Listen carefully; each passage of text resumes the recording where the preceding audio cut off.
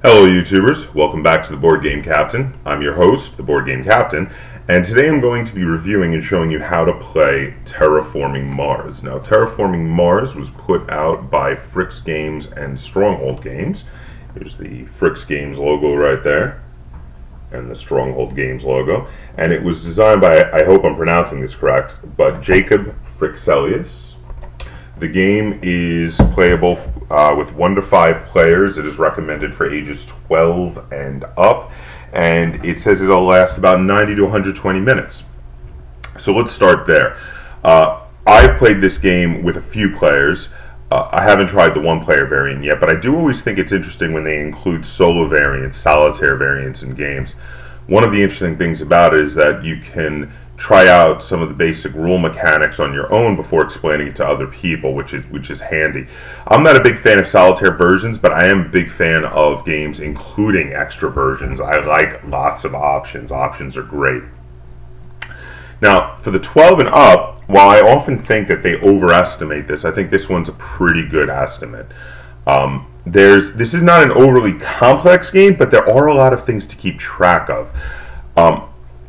Because of that, because of all the different things to keep track of, the different ways to score points and such, you would either need to be a bit of an advanced 10 or 11-year-old or probably a 12-year-old to be able to play this game well.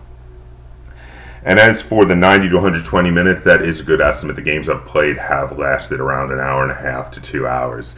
This is a bit of a heftier game, a game that is not just a quick 15-minute game. This is the kind of game that you play after dinner when you've specifically said, hey, let's play Terraforming Mars, and you sit down and it's the one game you play for the evening. Or if you have a whole day devoted to gaming, it's one of only a couple of larger games you play if you're doing it on a day off. So let's have a look at the components. Now, the game is a resource management and tile laying game. Let me give you a quick look at the board here. It has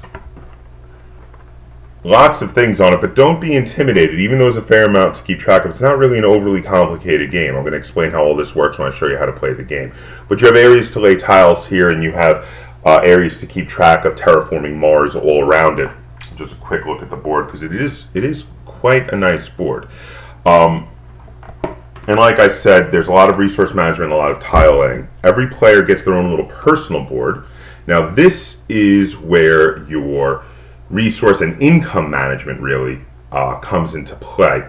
You see on this board here, you put your 6 major resources in these spots here, and these tracks are for keeping track of your income of those resources.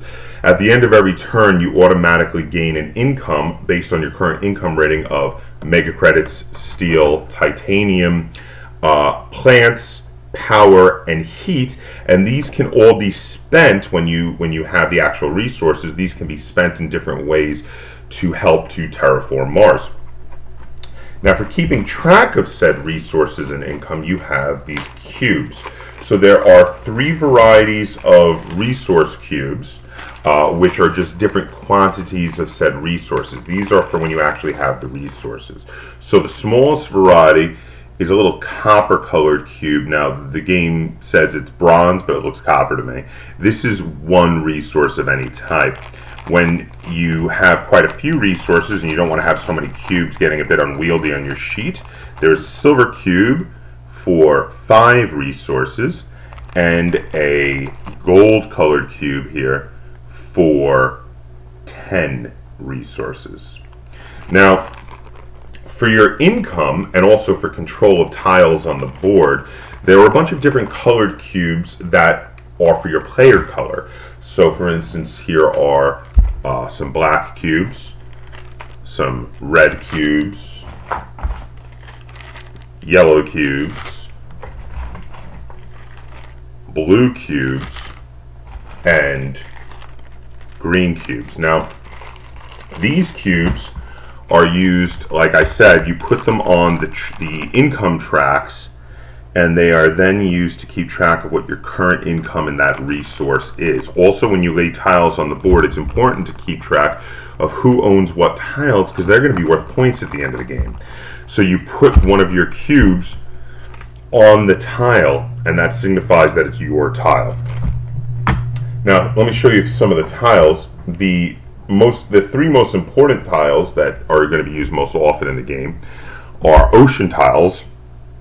As you're terraforming Mars, you get to have oceans on the surface of Mars, which is pretty great. These are the one tile you don't get to own, but they're very important. They give you a victory point for every one you put down, and oceans that are already on Mars give you bonuses for things you place next to them, so they're very useful. And then there are these lovely double-sided tiles here. Now you see they have a little square in the middle. That's where your control cube goes. This one is a domed city. Now if I flip it over, this is a green space. Both are very important because one means you're getting colonists on Mars, and the other means you're getting plants, which means you can up the oxygen level on Mars. That's right, you paid attention to biology. You know that plants breathe in carbon dioxide and out oxygen. You didn't need me to tell you that. Then there is the all-important first player token. This revolves around the table, and everybody gets a chance to be first player. So that's a nice way to keep track of it with a big token. And then the final of the non-card components is we have three of these little white cubes.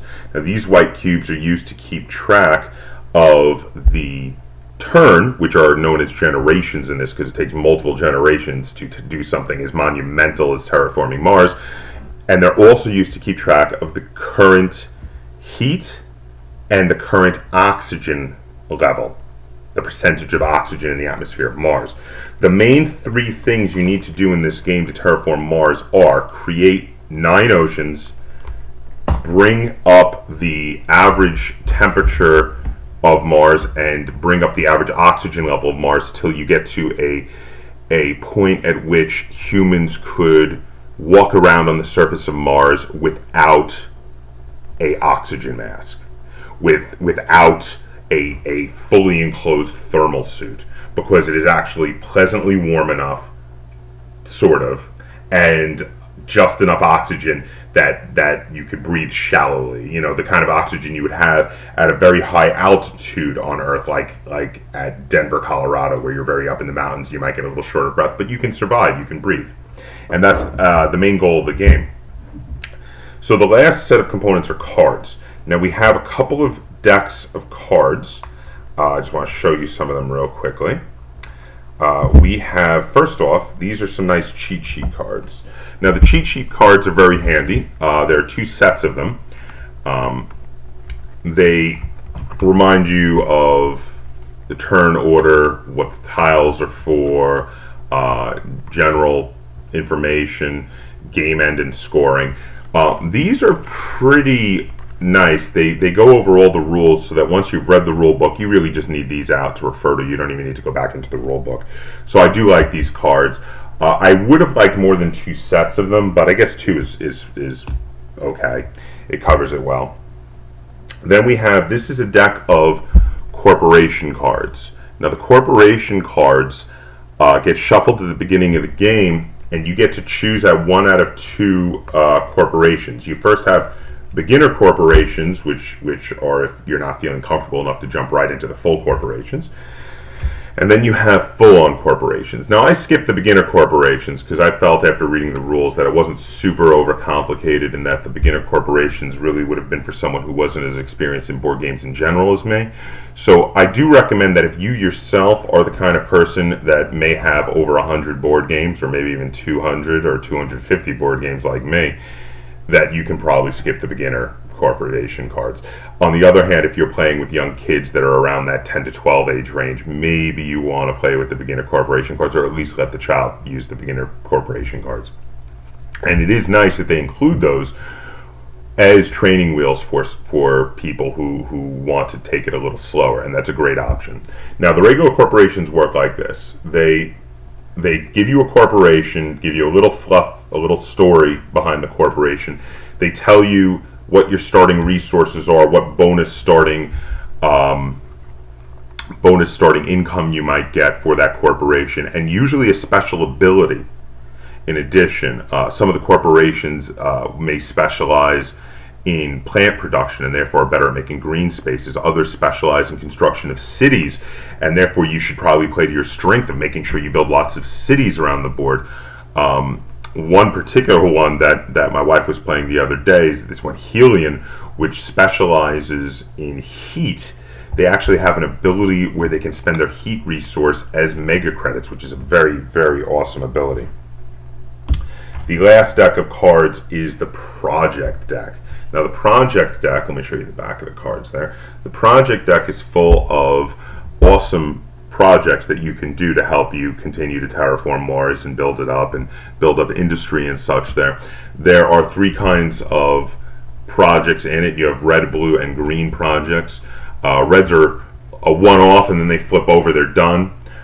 Blues, you play them and then they have an ability that you can use again and again throughout the game. And then greens are a one-use ability, but they stay face up because they give you access to their tags up here, which other cards may require you have certain combinations of tags to play. So unlike the reds, they stay face up for that. And any of those may possibly give you victory points, which help you win the game. So that's a look at all of the components of Terraforming Mars. I know it took a little while because there are quite a few components, but again, don't get intimidated. This is actually less complicated than it seems.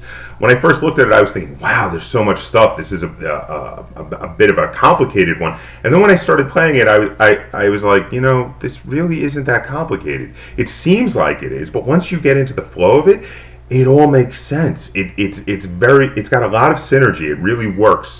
All the rules really work very well together, and they're just logical. So it's not that complex. I'm going to show you how to play the game at the table, and then we're going to come back and I'm going to tell you what I think of it. I'm going to give you my review of the game, and we're going to get a second opinion. Okay, so let's go to the table. Okay, so here we see a setup for Terraforming Mars.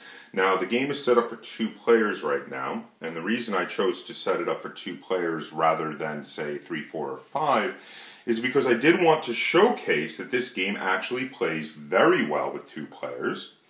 There are many multiplayer games that when you go down to 2 players, they don't really run as smoothly, there are issues.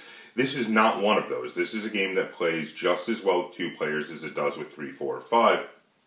And in fact, I really like games like this because often when my wife and I are looking to play a game, we want a game that plays really well with 2 players and not necessarily a specifically 2-player game, because there's a different sort of game you get with a multiplayer game, and we like some of those that will play well with 2 players. So let's have a look at the board. Now first you'll see that we have the score track, the generation track, starts at 1, of course, because that'll be for the first turn, but the same track is used for your terraforming rating, which is your score, and that the players start at a terraforming rating of 20. Then you'll see that the white cube for the oxygen rating starts at 0% oxygen and goes all the way up to 14%, where the oxygen level becomes breathable. And the white cube for the temperature starts at -30 degrees Celsius. Now that's an average temperature for Mars, and will go all the way up to +8 degrees Celsius, where the temperature becomes pleasant enough that you can be outside without a fully enclosed temperature suit, and an average of being above freezing most of the year, and in most areas on Mars, so you can have liquid water always on the surface somewhere on Mars, which is very important for terraforming. You also see that here we have 9 ocean tiles. The third of the 3 objectives, in addition to getting the oxygen level up to 14% and the average temperature up to +8 degrees Celsius, is to have all 9 ocean tiles placed on Mars. Once all these 3 things happen, that triggers the final turn.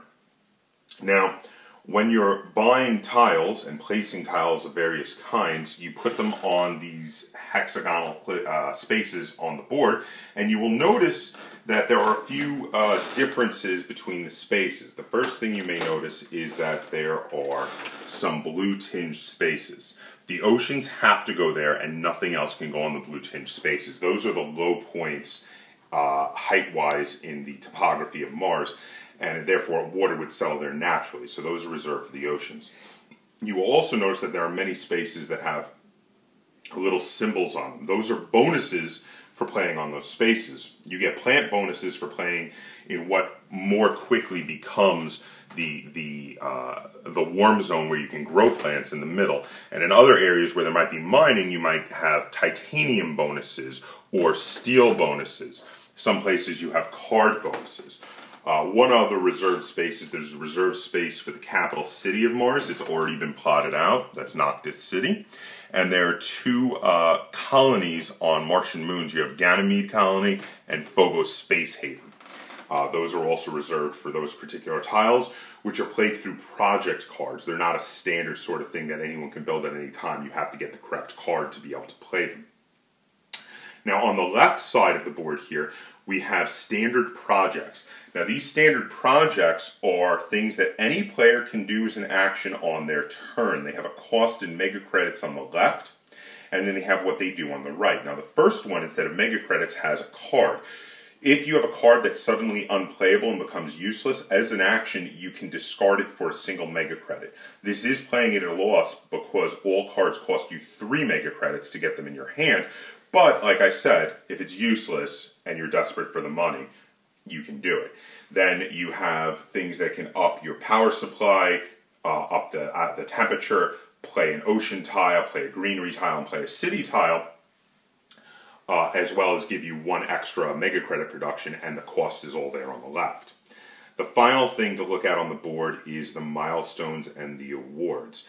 Now, both milestones and awards can only have 3 of each of them purchased.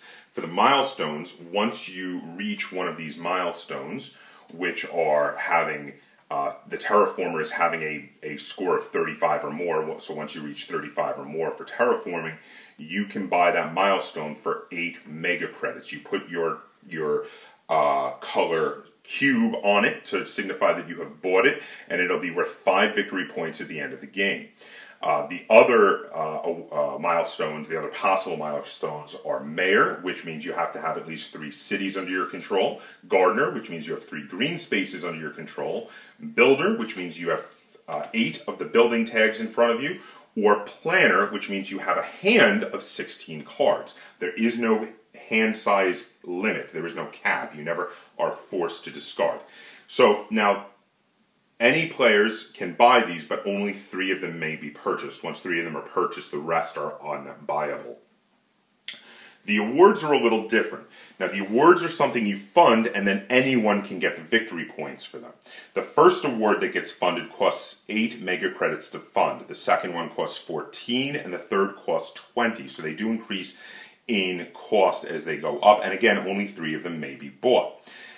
Now, what happens is, at the end of the game, whoever qualifies for the award gets the points. So the first one is Landlord. That means owning the most tiles on the board. The second is Banker, which means you have the most mega credits on the board. The third is the Scientist Award, which means you have the most science tags on cards in front of you at the end of the game. The fourth is Thermalist, which means you have the most heat at the end of the game. And the last one is Miner, which means you have the most combined steel and titanium at the end of the game. Now, whoever has the most of any of these that have been funded will get 5 victory points. If there's a tie for most, you both get 5 victory points. You don't have to split it. Whoever has the second most gets 2 victory points. Again, only 3 of these things can be funded, and there is a benefit to funding earlier because it's cheaper. But there's also more of a risk because someone can bypass you in that particular area. So that's the whole basic board. Then everyone gets a personal board, which is here, and I've put the corporate card next to the personal board to show you how this all works. Now, at the beginning of the game, everyone is dealt 2 corporate cards. You choose which one you want to keep. So this, the blue player here has chosen Helion. Now, Helion tells you specifically how much bonus heat production they give, so they get 3 extra heat production here, and then how much mega credits they start with, which is 42. Anytime you have a box with a brown background around something on a card, that's production as opposed to just straight up resources. And then Helion also has a special ability that allows them to spend heat as if it were resources. Now, you start with a minimum of 1 production in all of the resources, and then you get bonus production from your card. So in this case, the 3 bonus production in heat means that you get 4 production in heat. But because you only start with mega credits on the first turn, you're going to be limited to what you can buy because you have none of the other resources. The other player over here has started with the Corporation Eco line, which instead gives bonus production to their plants, and also actually starts with 3 plants, so they get a little jump on buying green spaces for the rest of the game. They also get a nice amount of mega credits as well. Now, once you do that, you draw 10 cards from the project deck, and you decide which ones of these you want to keep. Every one you want to keep is going to cost you 3 mega credits. So this player over here takes a look and says, well, everything with plant resources does really well for me. I also like animal resources. Now, I'm just doing these face up quickly to show you, but these are not face up. These are kept face down in your hand.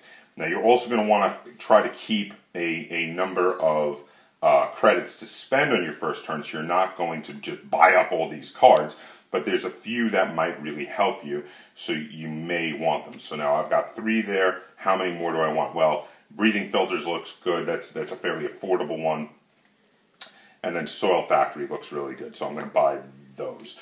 So that is a total of 1, 2, 3, 4, 5 cards I'm buying. I discard the rest of them face down next to the deck. So the 5 cards is going to cost me 15 mega credits because they're 3 cards a piece. So I spend 15 mega credits, and now I have a hand of 5 cards to start with, and I have 21 mega credits left to spend on my first turn, and I'm probably going to spend most of them. So the other player is looking for heat-based stuff. So they want anything that's going to help them get heat because that is very useful to them, plus anything else that they could possibly use. So they see this is a great card they're going to want to hold on to. And then let's see what else they have. Oh, some power. Power gets to, at the end of every turn, become heat. So anything that gives them power, gives them heat is good. So they're like, oh, I'm going to want that. This one is really cheap. I'm going to want that to hold on to. Let's see. 1, 2, 3, 4. And let's take a 5th one because we can. I'm going to take that one. So they're going to discard these. And then again, they've taken 5 cards. So that is 15 mega credits.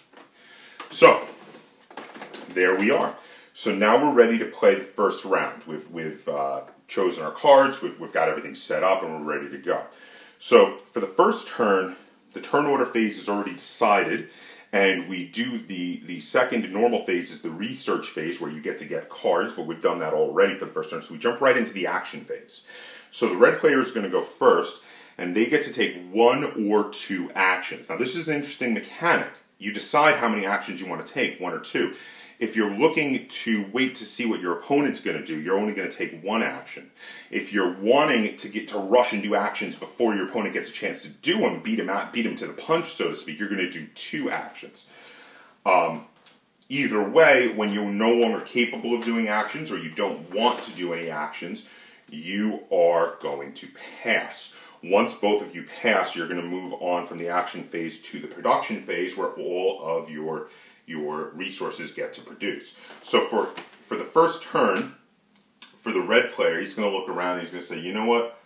I want to play an ocean.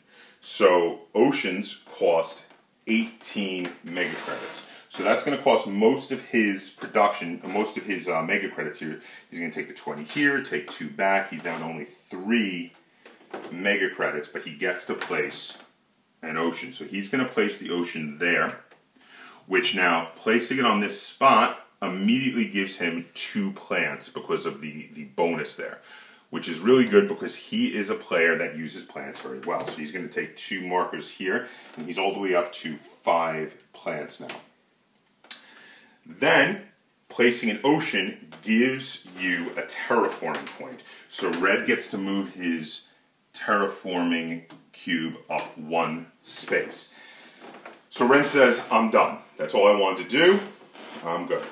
So now, over here on the blue player's turn, they decide that they want to play a card. They want to play Peroxide Power. So they're going to play this card down next to them and keep it here because its tags are going to count for the future. It costs them 7 mega credits. So they spend a 5 and 2 1s, and they get to play the card. Now this card has no requirements, but sometimes there are little requirements there that say you can only play it if the oxygen is above a certain level or below a certain level, or the heat, or maybe they require you to already have certain tags on cards in front of you, and you have to make sure you have those before you play a card. Now in this case, what this does is it's going to give the player -1 mega credit production, so their mega credit production goes down to 0. They're actually not going to earn from their mega credit production, but they will still earn mega credits, and I'll show you why in a moment. And they get to get +2 power production. So their power production goes up to 3. Okay, then they're going to say, you know what, I'm done. I'm only doing 1 action this turn. I want to see what you're going to do, red player. So the red player comes back, and he's only got 3 credits, which means he's essentially broke. He's also not got enough of any other resource to do any other major actions. His one big play was playing the ocean. So he's going to pass. So for the first turn, and this happens a lot for first turns, you only do 1 or 2 actions because you don't really have a whole lot of money to just throw around.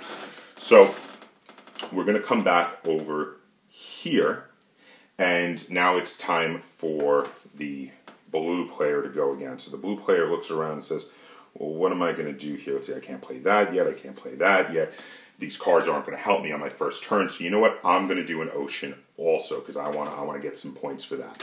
So he's going to spend 18. He has 20 left. He's going to spend 18 to place an ocean also. And he also wants to get that nice double bonus, so he's going to place it here. Now, there's an extra bonus that the blue player is going to get here. He gets the 2 plants, that's first, but also any tile placed next to an ocean that's already on the board automatically gets 2 bonus mega credits for each ocean adjacent to it. So it got that 1 for the 1 ocean that's already there, so he gets a bonus of 2 mega credits. In addition, because he placed an ocean, he gets a terraforming point, so he joins red up there. Now, red has already passed, so it comes right back around to being blue's turn again, and blue is out of things that he can do, so blue says, done. So there's the first turn played out. Just about. Now we go to the production phase, which I forgot to say. This is actually the end of every turn. So, if we look over here, mega credit production actually shows a little symbol of your terraforming rating plus your mega credit production.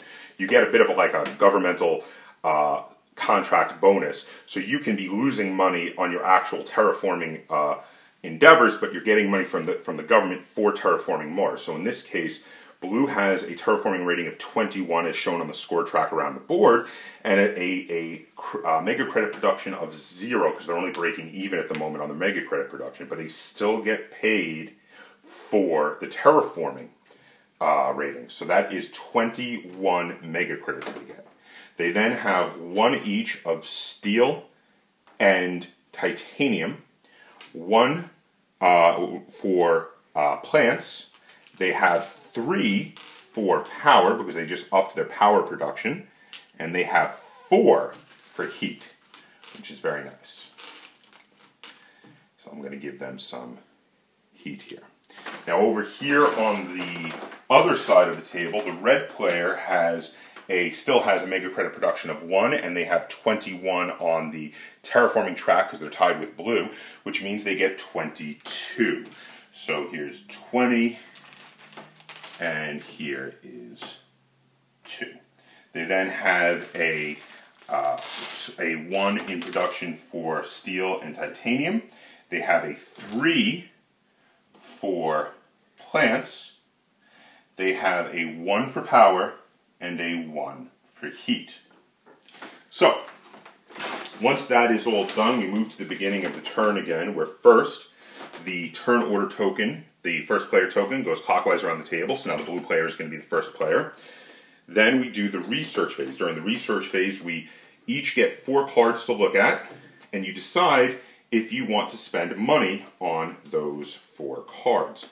So there are some that can be very affordable, but you may not want them anyway. So blue looks at these and says, you know what? I want the power plant. I'm not going to take the others. They discard the others. The power plant costs them 3 credits to buy. So blue is a little flush with credits, so they're okay. They can buy it. Now the red player takes 4 cards and takes a look and says, are there any of these I can really use right now? You know what? The one I want cloud seeding.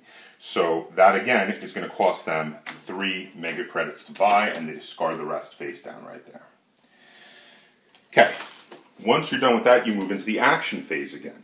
But it is, of course, you have to up the turn order. Something I often forget, and I rely on Lynn to remind me of. So thank you, Lynn. So moving on, you get, after you're done with the research phase, and you get your new cards, if you choose to buy any, you don't have to buy any, you're not forced to. You then get to do actions again.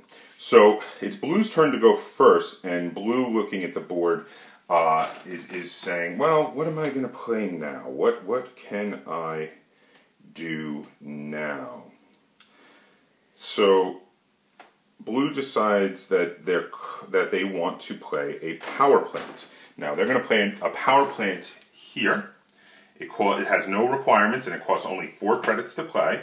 So they're going to give in one of their 10s and take 6 back for their mega credits, and it gives them +1 energy production, which goes, with their energy production, goes up to 4, which is very nice. And they're going to say, you know what, I'm done, I don't need to play anything else.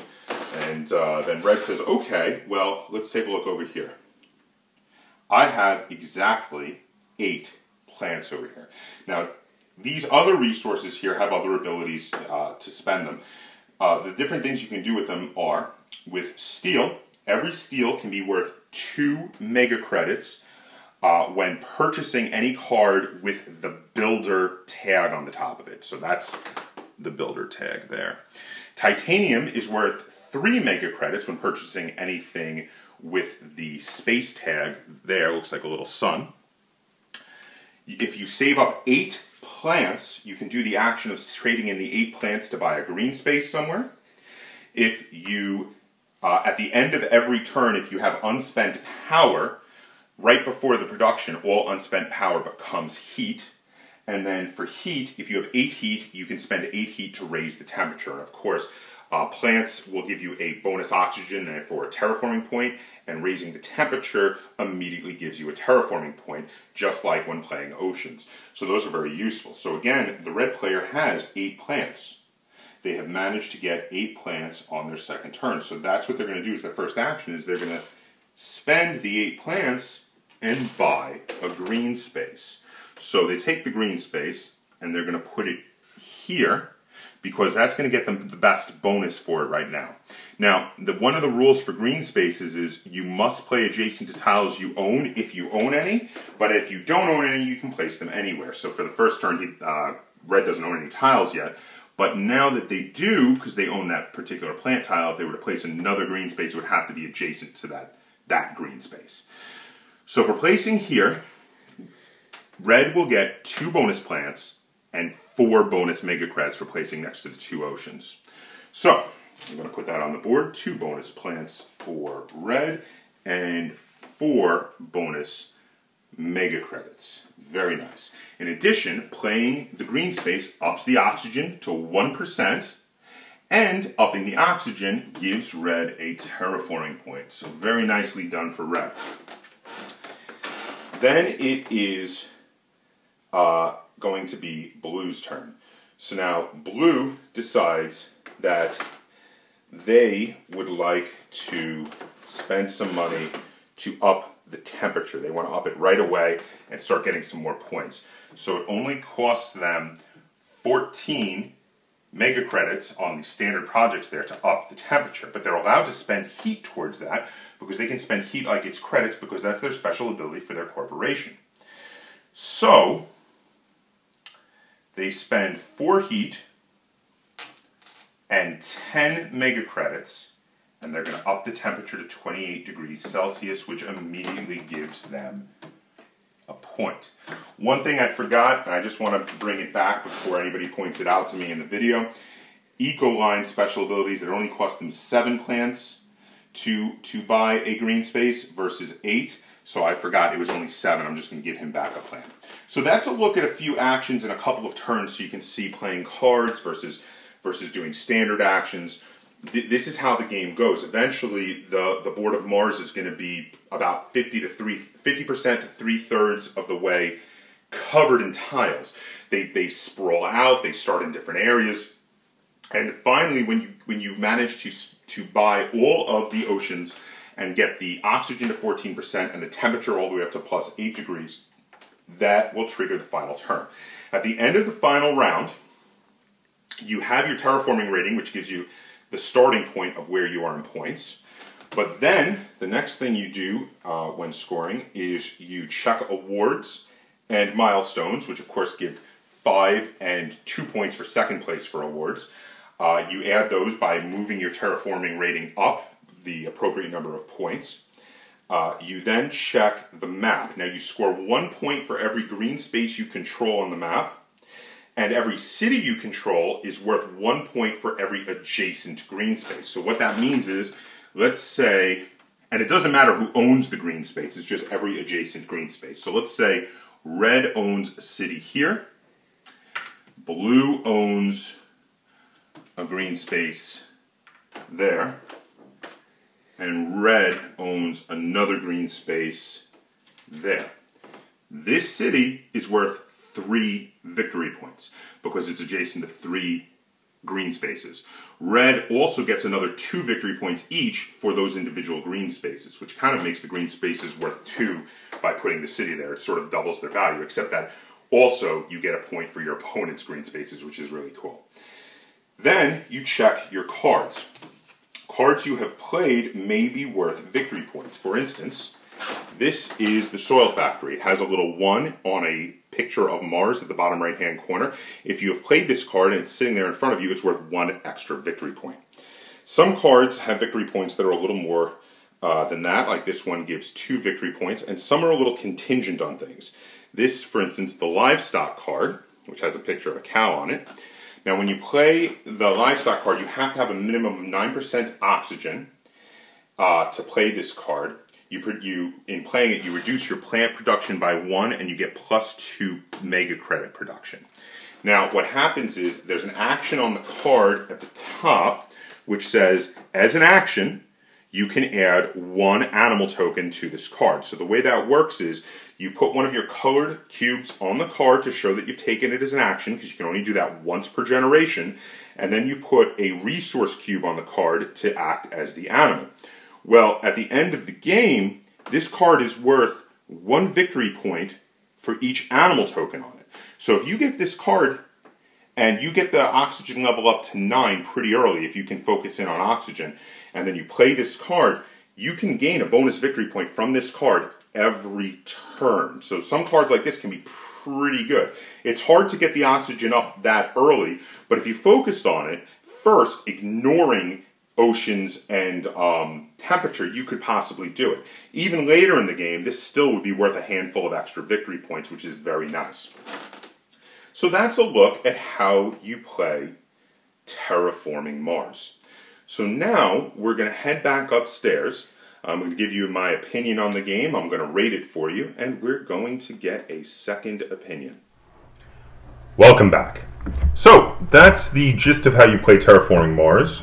Before we go into what I think about it, I just want to go over a couple of rules that didn't come up while playing the first turn and a half down there at the table. So the first thing I want to go over is that there are some placement restrictions for cities, just like there were for green spaces. If you recall, green spaces must be placed adjacent to tiles you already own on Mars, if you have any tiles on Mars. For cities may not be placed adjacent to other cities, no matter who controls them, unless you have a card that specifically allows you to do so. There are project cards that will allow you to place a city adjacent to another city. For instance, the project card that lets you play the capital. If someone has already played a city adjacent to where the capital will go, the capital can only go in that one spot, so it's allowed to be adjacent to other cities that are already on the board. The other rule I wanted to talk about real quickly, because it didn't come up down there, are the bonuses that you get for raising the temperature and the oxygen level to certain points. These have storyline reasons why they would give you that bonus. The oxygen, when it's raised to 8%, will start to cause a greenhouse effect and increase the temperature, and it shows you on the board clearly that you get a bonus temperature point, which you immediately get to raise the temperature and get another bonus terraforming point for doing so. The temperature, as it starts to rise, releases greenhouse gases into the atmosphere that were frozen solid in the soil, and at a couple points allows you to get a bonus point of heat production. Then the bigger bonus you get is when you can raise the temperature above 0 degrees Celsius, which, again, if you paid attention in science class, I'm sure you know that 0 degrees Celsius is the normal freezing point for water. Once you're above 0 degrees Celsius, and you have liquid water on Mars, you get to place a free ocean tile. Again, this is clearly marked on the board at the 0 degrees Celsius mark. And placing that extra ocean, just like normal, gives you a free terraforming point. So it's very useful. And these bonus points are things that you do want to try to make sure you are the player who gets them. They can sometimes you can win the game by 1 or 2 points, and they can be very important then. So that is how you play Terraforming Mars. Now, I want to talk a little bit about the rules. The rule book is written in a very concise, neat, organized manner. None of the rules that I have found contradict each other directly.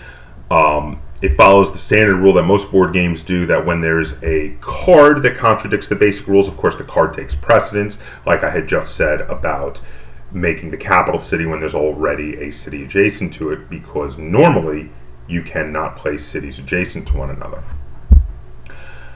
In addition, when they were writing the rule book, they, in a rather generous manner, they put in these little asides which tell you why they made the rules the way they are, and a little bit about what would really be required for actually terraforming the real planet of Mars. Which is very neat. It's a little bit of an extra generous thing that they did for you and I, the consumer, something that they really didn't have to do, but I love it when people go the extra mile when they're making a game, and that is one of those instances when they do so.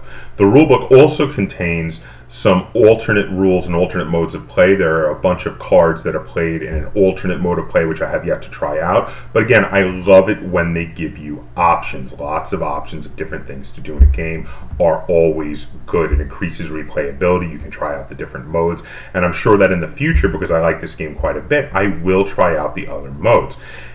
Now, I do feel that I shouldn't be 100% positive, but I had trouble finding anything negative to say about this game. The only thing I could think of to say negative about this game, and this really is kind of nitpicking, this is the sort of thing that if you're talking with your friends and you're like, well, this could be better, your friends will be like, oh, come on, what are you talking about? But just because I feel like I should say at least one negative thing about it, and this is the only thing I could think of, I'm going to talk a little bit about the personal boards. Now, they are made out of a thin cardstock here, and the one thing I have to say negative is that keeping track of the production on the personal boards, it's very easy to accidentally knock that cube out of the way. This was something a friend of mine pointed out to me while we were playing, that you could knock it out of the way by accident. It would have been nice if these were out of a thicker cardboard and had recesses where the numbers are so they wouldn't be so easily knocked out of the way, or possibly maybe instead of the tracks a little dial that clicked into place. But again, this is very much a nitpicking little point, and doing either of these things would have upped the cost of the game, which for its size and incredible amount of depth, this, you know, it's quite an affordable game for its size and level of depth. So this is really a minor point. This has never actually been a problem. You just have to make sure to not knock into the table and knock your stuff, you know, off those parts of the board. And even if you do, usually you can remember where you were in producing, or someone else around the table will remember, oh, you have 4 in heat. Not that big a deal. This is a fantastic game. I love this game. If you are with a family having a family game night, and your family is beginning to graduate beyond those simpler 15-minute games, and they're wanting something with a little more depth to sink their teeth into, your kids, or if you have kids, are getting to that age where they're ready to graduate on to something a bit more complicated, this is a great game for that next step. This is a great game for, rather than 15 minutes, when you want to have a game night and really spend a couple of hours on it. If you're looking for something with a little more depth to sink your teeth into, but not something so crazy complicated like a big 4X game that's going to take you all day to play, because this is, again, it's an hour or a 2-hour game.